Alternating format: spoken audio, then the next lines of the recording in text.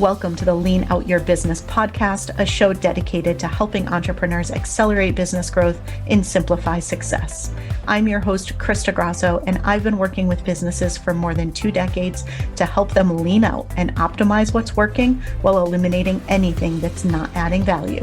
So if you are ready to get more time back in your day, more profit in your business, and to do business differently, growing and scaling on your terms, let's dive into today's episode.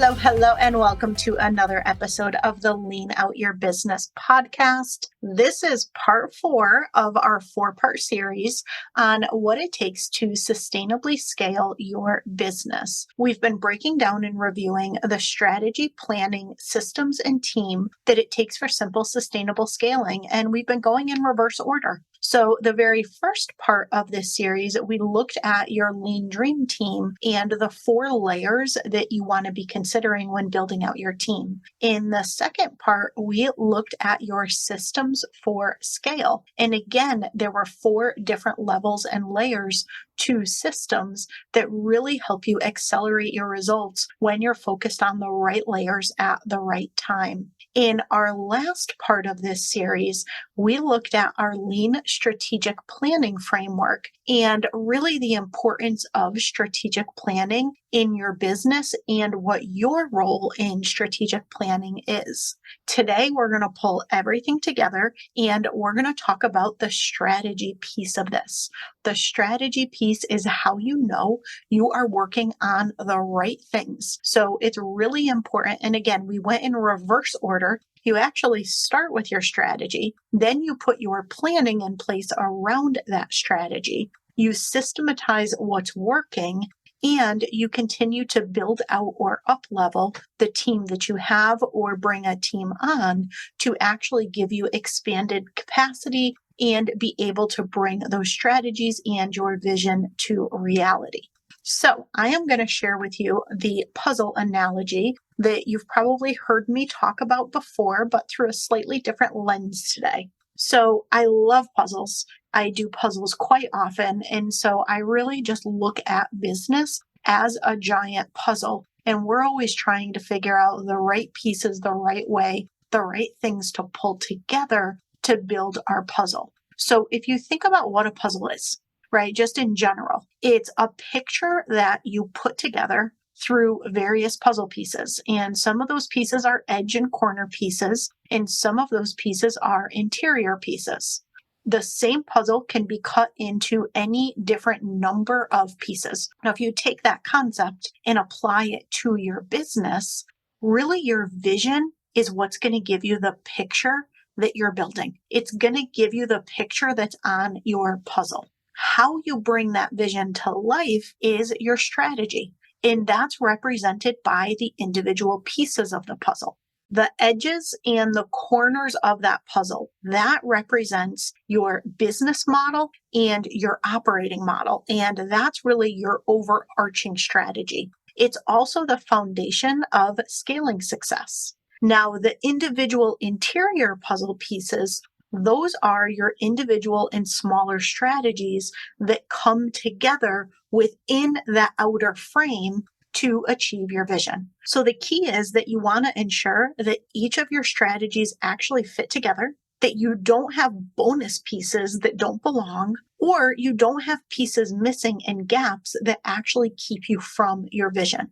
If you do not have that really crystal clear next level vision in your business, it can be really easy to end up with misaligned strategies or to have those bonus puzzle pieces. And that's not at all what you want, right? Your time, your energy, your resources, your money, what you put into your business is really precious. You want to make sure that you're investing it in the right things. You don't want to be investing it in things that don't even fit your picture.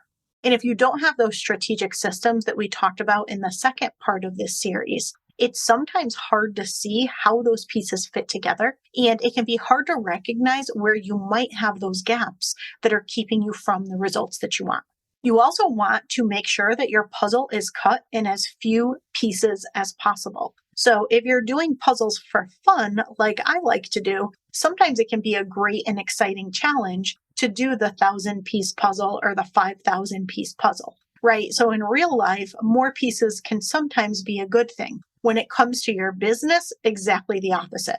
When it comes to your business, you want to choose the fewest number of pieces possible. If you've got a 250 piece puzzle or a 1,000 piece, you choose 250 all day long. That's going to allow you to achieve your vision much faster, which is what it's really all about, right? You want to go deeper on fewer strategies instead of spreading yourself thin across a lot of different strategies and ending up with mediocre results, as well as things taking a lot longer. You want to do less things better. So what does that mean for your business? How do you actually do less to achieve more? And what are those specific strategies that you should implement that are going to let you achieve your vision in that simple, streamlined, and accelerated way?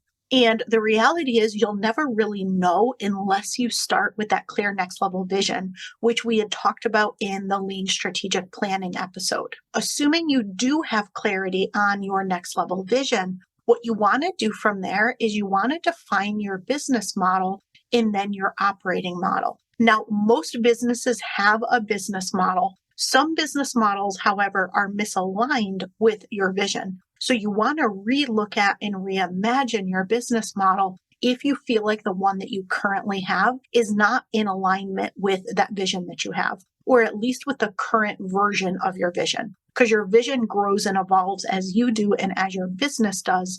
And sometimes your business model doesn't grow and evolve at the same pace without a lot of intention and without doing that work to review it and make changes to it. But what a lot of businesses are missing is their operating model.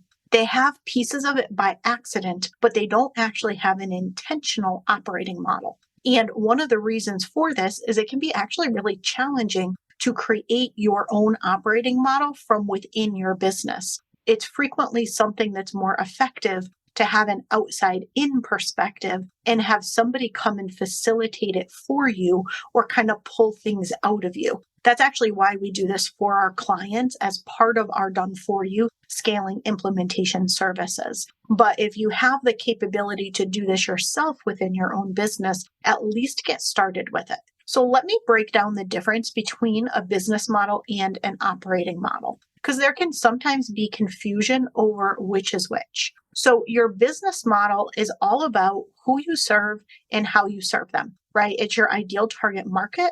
It's the different offers that you have in your business, how you package, price, and position those offers. It's how you reach your market. So which channels you use, which partners you work with, which core activities you focus on in your business. And it's what your USP is, your unique selling proposition or value proposition for the market is. It's how you're different and why somebody would want to work with you instead of one of your competitors or other people in the space who do something similar and serve a similar market. It's also how you generate revenue and profit in your business, right? So it's the expenses that your business has balanced with the things that you do to generate revenue so that you achieve profit and a healthy profit margin and cash flow. So this is your business model. Now, your operating model is all about value and capabilities. This is about how you deliver value to your clients, and it's about who and what you need to deliver that value from the perspective of systems, processes, structure, tools and technology, and people. It helps you understand who you need to hire and when you need to hire them, what systems you need to develop and when you need to develop them, and what tools, technology, automations, integrations are needed to support you. It ultimately really helps you understand the capabilities and key functions that are essential to your business success. And a lot of that is based on your business model. So as I shared, this can be really helpful to have that outside in perspective on. It can be hard to develop not only inside out within the company, but a lot of those conversations and the things that you're looking at also are typically outside the wheelhouse of a natural visionary leader who tends to be more creative focused, who tends to be more idea focused. They're not necessarily super structure, systems, team, process, technology, and tool focused. And so get support with this if you don't already have it, You can put time on my calendar anytime at leanoutmethod.com/consult to see if it's a good fit for us to partner with you to do that. But either do it yourself internally or find somebody to support you with it if you don't already have that today. Because although it can take some work to do, it's absolutely worth it. It gives you that solid framework and it gives you that foundation for sustainable scaling, and it helps you ensure that you're choosing the right strategies. It helps you make sure that you are building the simplest puzzle with the fewest number of pieces, and that every piece matters and that it all interrelates and interconnects in just the right way. There's no bonus pieces. There's no gaps. You're doing the right thing, the most important things at the right time. How this all fits with your strategy, planning, systems, and team is if you start with your vision and then your business model and your operating model help you understand the overarching strategies to focus on. Your strategic systems that we talked about previously, those are going to help you see how everything interrelates together. Those are going to help you recognize where there's gaps. Those are going to help you get where you're going in a consistent, repeatable, and streamlined way. You're going to be able to quickly see how everything interrelates together. You're going to be able to identify and fill any gaps. And you're going to be able to lean out and get rid of all of the extra stuff that you're doing or focused on that's really just noise and distractions and slowing you down. Then when you build out your lean dream team and you put the strategic planning practices in place, you're going to have clarity on what to do, when to do it, who will do it. And that together is what's going to help you bring that vision to life in the most simple and streamlined way possible. There are so many different ways that you can achieve success in business. There are so many different ways to actually turn your vision into reality. Sometimes it can feel like there's a lot of musts or shoulds that for our particular market or our type of business or our level of experience or insert whatever constraint you're thinking, that there's only one way to do it or that we have very limited ways to do it. But the reality is there is almost an unlimited number of ways that you can reach your vision.